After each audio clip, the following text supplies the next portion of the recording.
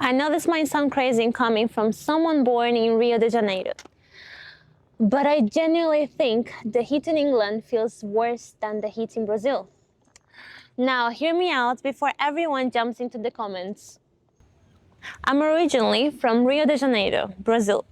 But over the years, I've lived in Brazil, Portugal, Spain, Sweden, Hastings here in the UK, and now I've been living in London for almost a decade. So I've experienced quite different climates. People think summer riding is always perfect. Blue skies, dry roads, long days.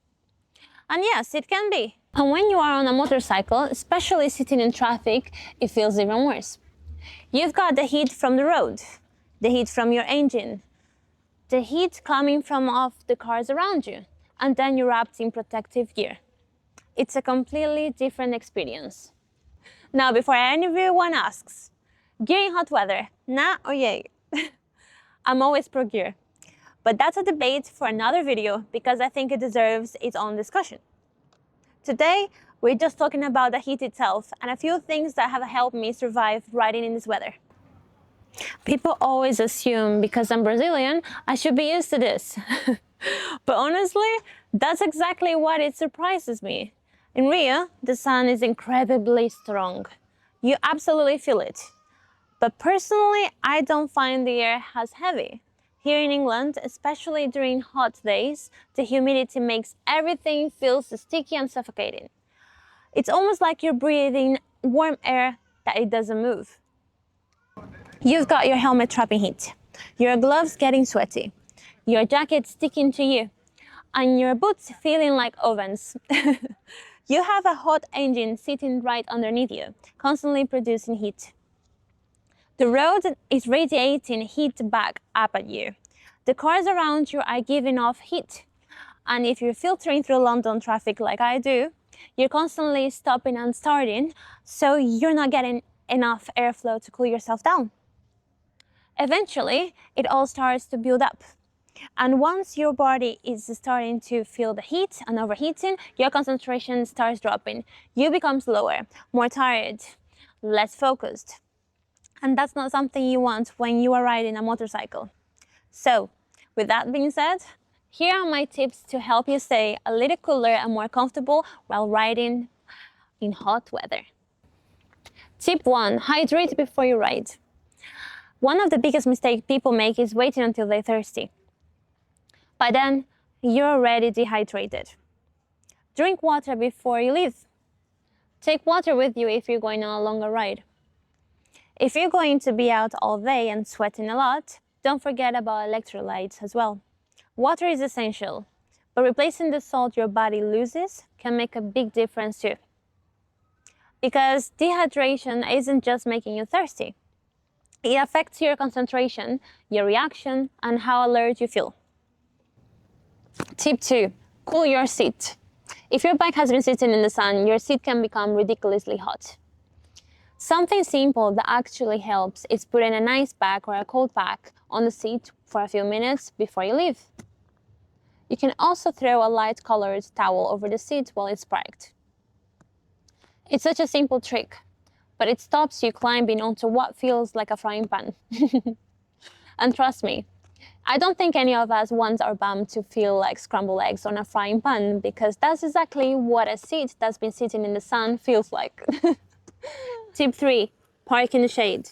Whenever you stop somewhere, try to find shade. It doesn't always have to be perfect shade. Even partial shade helps. Your seat, your tank, your grips, even your helmet if you leave it on a bike. Everything stays cooler. And if you know you're going to be parked for a while, try to leave your bike in the shade whenever you can. It makes a huge difference whenever you come back to it. Tip 4. Cool your body first. Before you even put your gear on, cool yourself down. Cold water on the wrists, cold water on the back of your neck. Stand in front of a fan for a minute. If you have time before heading out, a cool or cold shower can make a huge difference as well. Starting your ride with your body already cooled down is much easier than trying to cool yourself down once you're already overheating inside of your gear. If you're wearing a motorcycle jacket, try wearing a lightweight moisture wicking base layer underneath instead of a thick cotton t-shirt. It helps move sweat away from your skin and it can help you feel much more comfortable. Anything that lowers your body temperature before you zip your jacket up. Because once that gear goes on, it traps a lot of heat. Tip 5. Plan your rides. If possible, avoid riding during the hottest part of the day. Early mornings, late evenings, those rides are usually far more enjoyable. The roads are cooler, the traffic is often lighter, and you're not fighting against the strongest times of the sun. Tip 6. Don't underestimate humidity. Temperature is only one part of the story. Humidity changes everything. That's why the exact same temperature can feel completely different depending on where you are. When the humidity is high, your body struggles to cool itself down. Your sweat doesn't evaporate as effectively, and that's why one of the reasons England heat feels so uncomfortable to be. It's not just the number on the weather app, it's how the air actually feels. Tip 7. Take advantage of the breaks. If you're stopping for fuel or grabbing a drink, don't just stand there in full gear. Take your helmet off, unzip your jacket, let some air circulate. Even a few minutes of cooling down before getting back on a bike can make a surprisingly difference. Tip 8. Listen to your body. If you start feeling dizzy, weak, lightheaded, or you're struggling to concentrate, stop. Take a break. Find some shade. Take your helmet off. Drink water. Cool yourself down. And don't ever feel embarrassed about calling it a day. If it's simply too hot and you're not feeling 100%, there's nothing wrong with turning around and heading home. The bike will still be there tomorrow. Because riding while suffering from heat exhaustion simply isn't worth it. Now I know someone's going to ask, so should you wear full gear in this weather? Like I said earlier, I'm always pro gear, but that's a much bigger conversation. There are different types of gear, different riding situations, different risks. And I want to give that topic the time it deserves. So that's going to be in another video very soon. Now I want to hear from you. If you're Brazilian living here in the UK, do you agree with me? Does the heat here feel different to Brazil? If you're from another country that's known for hot weather, tell me where you're from and how your heat compares to the UK. And if you lived your whole life in one country, let me know where you're watching it from and what the temperature is there today. Also, if you're a rider, I would love to know your best tips for surviving hot weather on a motorcycle.